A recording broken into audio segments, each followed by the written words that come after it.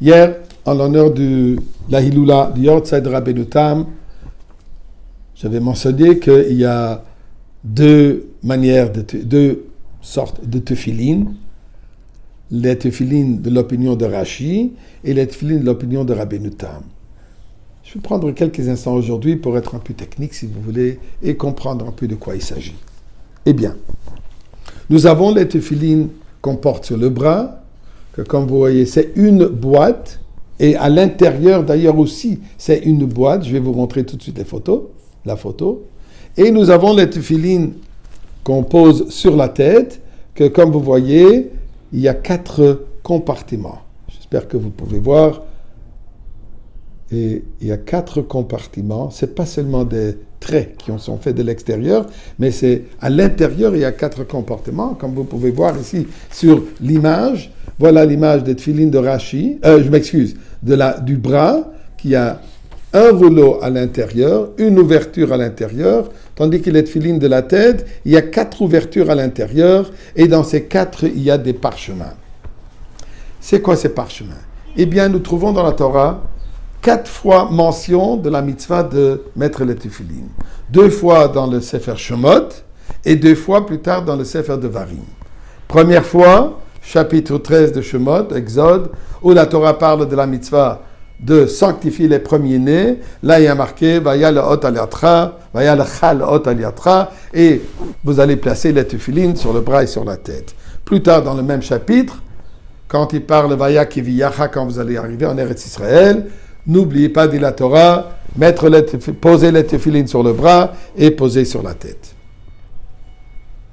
Plus tard en Devarim, Shema Yisrael Hashem Elokeinu Hashem Echad Ve'ahavta et Hashem Elokecha, là, la Torah nous dit, tu vas le nouer sur ton bras, et vayu le totafot benenecha, tu vas le mettre comme signe sur la tête, entre les yeux. Deuxième fois, c'est répété en Devarim, plus tard dans le chapitre 11, encore, Vayayim Shomoa, vous allez faire les mitzvot, et là, il fait mention encore de la mitzvah de Tefillin. Donc, étant donné qu'on trouve 4 fois mention, ce sont les 4 parchemins qui vont être écrits par le Sofer, qui ensuite sont insérés dans les tefilin. Celle du bras en un rouleau, long rouleau, et les 4 sections de la Torah sont écrites, ou alors dans les tefilin de la tête, dans 4 compartiments, chacune son parchemin individuel. La question, elle est, c'est quoi l'ordre? Comment est-ce qu'on insère ou écrit les 4 parchemins? Eh bien, la Gemara Menachot nous dit que Kadeshli et Vaya Kiviyocha sont à la droite des tefilin. Et quand on parle de la droite, on parle de la droite qui vous fait face, donc en face de la personne. Donc, d'après cela, et Shema Vayam Shomoa à la gauche des tefilin. Alors, Rashi nous dit, on va d'après l'ordre comme c'est écrit, Kadesh Likol Bechor en premier, Vaya Keviyacha en deuxième, ensuite à la gauche, Shema, et finalement le dernier, Vaya Em Shamoa. Donc on va d'après l'ordre comment c'est écrit dans la Torah. Vient son petit-fils Rabbeinu Tam, il dit mais non. Étant donné que la Gemara dit que Kadeshli et Vaya Keviyacha sont à la droite, alors effectivement, Kadeshli et ensuite Vaya Keviyacha à la gauche.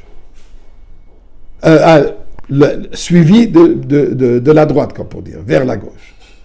Mais ensuite, quand on dit Shema et Vayam Shamoa qui doit être à la gauche, il dit non, on commence de la gauche. Donc d'après lui, on va mettre Shema dans l'extrême gauche et Vayam Shamoa viendra deuxième vers la droite.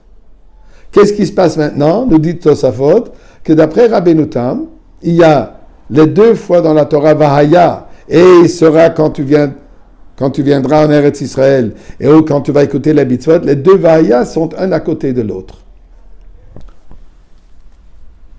Ça nous paraît un peu, quelle grande différence? Eh bien, d'après la Kabbalah, il y a des concepts très profonds de cet ordre de tefillin. Et d'ailleurs, c'est intéressant à savoir que dans le tombeau de Yecheskel Hanavi, on a trouvé une paire de tefillin qui sont d'après l'opinion de Rashi. Et plus tard, ils ont trouvé dans les caves de Bar Korva, du temps de Rabbi Akiva, là, ils ont trouvé des tefilines de Rabbeinu Tam. Donc, cette discussion entre Rashi et Rabbeinu Tam, elle prédate bien avant. D'ailleurs, dans la Kabbalah, dans le Zohar, il est dit que Dieu lui-même, il dit il y a les deux. Puisque Elu va Elu, divrei Elokim Chaim. Les deux sont importantes. Dans l'Halacha, pourtant, l'opinion générale est qu'a priori, il faut mettre les tefilines de Rashi. Alors, ceux qui ne mettent qu'une paire de tefilines doivent s'assurer de mettre les tefilines de Rashi. Et c'est une bonne idée, bien, mes chers amis, de le faire tous les jours. Ceux qui font plus attention, ils vont mettre les tefilines de Rabbeinu Tam. Alors, chez les chassidim, on va les mettre après la finition de la prière. Chez certains séfarades, ils vont les mettre les deux en même temps.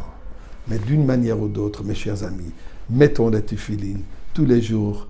Et ceci, on va être au Beth Amikdash, on va savoir ce que Mashiach nous dira quoi faire.